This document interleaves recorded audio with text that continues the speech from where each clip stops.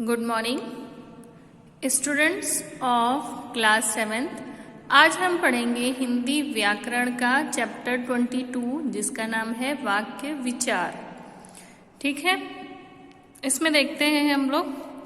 वाक्य भाषा की सबसे बड़ी संरचना है। ध्वनियों या वर्णों के योग से शब्द और शब्दों के योग से वाक्य बनते हैं। वाक्य द्वारा कोई विचार पूर्ण रूप से व्यक्त हो जाता है। ठीक है, देखिए वाक्य किसे कहते हैं?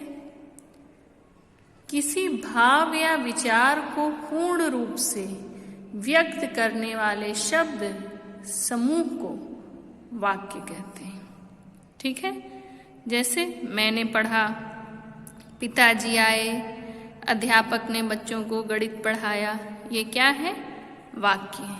ठीक है, अगला आता है पद। पद किसे कहते हैं? वाक्य में प्रयुक्त होने वाले शब्द पद कहलाते हैं। ठीक है, जैसे कमल। तो अगर हमने वाक्य बनाया कि हमारे राष्ट्रीय फूल का नाम कमल है, तो यहाँ पर कमल क्या हो गया? पद हो गया। ठीक है, आगे देखते हैं। वाक्य के दो अंग। वाक्य के कितने अंग होते हैं? दो अंग होते हैं, उद्देश्य और विधेय। इंग्लिश में आपने पढ़ा होगा, आपको याद हो गया होगा, सब्जेक्ट प्रेडिकेट। याद आया? जी बिल्कुल वही है ये भी। जैसे देखिए, पहले इनकी परिभाषा देख लेते हैं। वाक्य का वह अंग जिसके बारे में कुछ कहा जाता हो वह क्या कहलाता है? उद्देश्य कहलाता है। विधेय क्या कहलाता है? वाक्य में उद्देश्य के विषय में जो कुछ कहा जाता है वह विधेय कहलाता है। ठीक है, जैसे उदाहरण देखिए यहाँ पर, पिताजी अखबार पढ़ रहे हैं।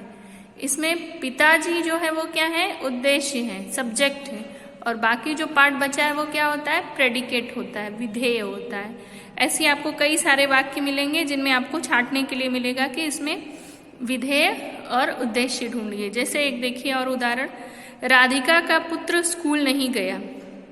ठीक है, तो यहाँ पर राधिका का पुत्र जो वो उद्देश्य हो जाएगा और स्कूल नहीं गया वो हो जाएगा विधेय। ठीक है, आगे देखते हैं हम लोग वाक्य के भेद। ठीक है, वाक्य के दो भेद हैं।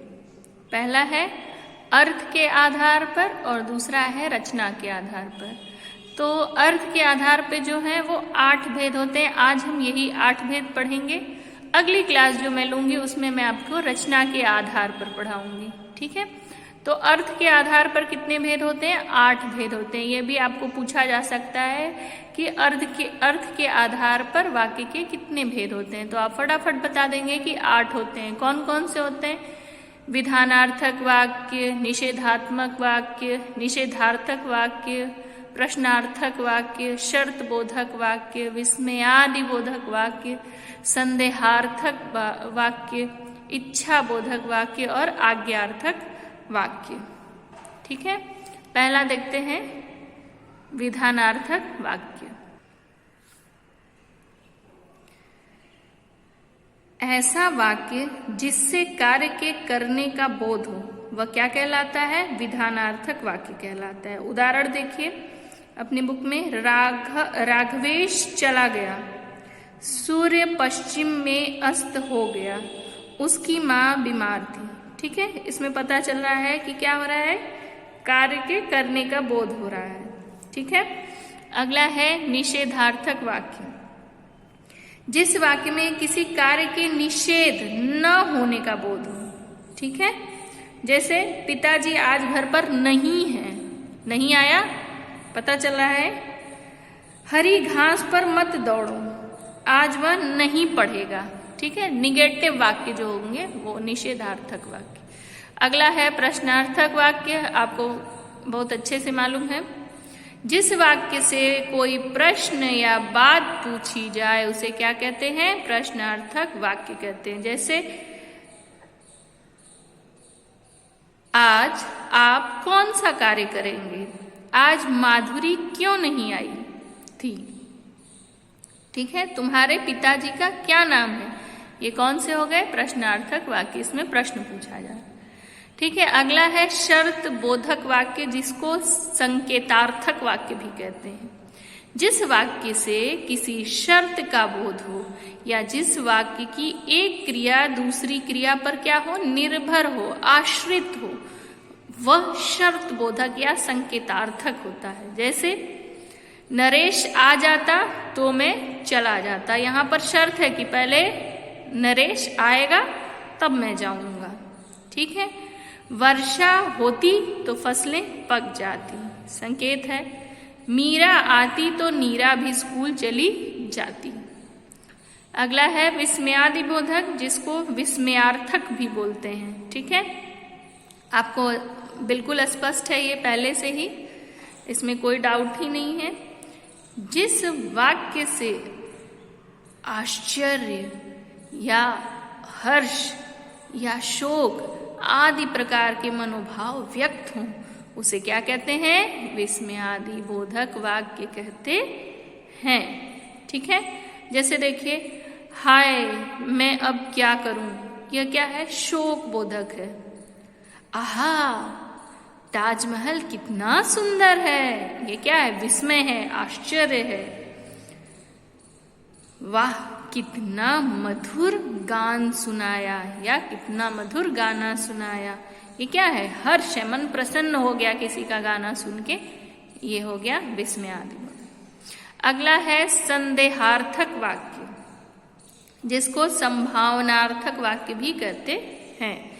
जिस वाक्य से कार्य के प्रति संदेह या संभावना का बोध हो, उसे क्या कहते हैं? संदेहार्थक वाक्य कहते हैं। देखिए उदाहरण, शायद अभिनव कल आएगा। ठीक है, शायद अभिनव कल आए, ये क्या संभावना है। शायद मैं दिल्ली जाऊं, संभावना है।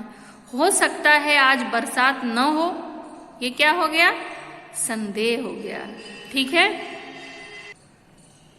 यह क्या हो गया? संदेह हो गया। ठीक है, हो सकता है आज बरसात न हो, अब वह घर चला गया होगा। ठीक है, श्योर नहीं है, तो इसमें क्या है? संदेह। अगला है 7वां इच्छा बोधक वाक्य। ठीक है, जिन वाक्यों इच्छा बोधक वाक्य,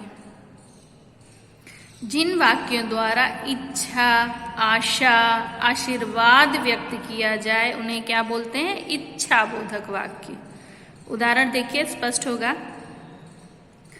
भगवान सबका भला करे, दीपावली मंगलमय हो, ईश्वर तुम्हें शतायु करे। ठीक है, इनमें क्या है? इच्छा है। ठीक है, आशा है, आशीर्वाद है। अंतिम है आज्ञार्थक वाक्य। ठीक है, जिन वाक्यों से आज्ञा का बोध हो, उन्हें आज्ञार्थक वाक्य कहते हैं। ठीक है, जैसे देखिए, कल तुम यात्रा पर जाओगे, सभी प्रश्नों के उत्तर लिखिए, मुझे अपनी पुस्तक दिखाओ। ठीक है, आज्ञार्थक। तो आज हमने क्या क्या पढ़ा? हमने आज पढ़ा वाक्य किसे कहते हैं, पद किसे कहते हैं, वाक्य के कितने अंग होते हैं? 2 अंग होते हैं, उद्देश्य और विधेय, जिसको इंग्लिश में क्या बोलते हैं? सब्जेक्ट और प्रेडिकेट, उनके बारे में पढ़ा। वाक्य के भेद 2 होते हैं, अर्थ के आधार पर, रचना के आधार पर। अर्थ के आधार पर 8 भेद होते हैं, विधानार्थक वाक्य, निषेधार्थक वाक्य, प्रश्नार्थक वाक्य, शर्तबोधक वाक्य, विस्मयादि बोधक वाक्य, संदेहार्थक वाक्य, इच्छा बोधक वाक्य और अंतिम आज्ञार्थक वाक्य। अगली क्लास जो मैं लूंगी उसमें मैं आपको पढ़ाऊंगी रचना के आधार पर वाक्य के भेद। ठीक है, तो आज की कक्षा हम यहीं पर समाप्त करते हैं। धन्यवाद।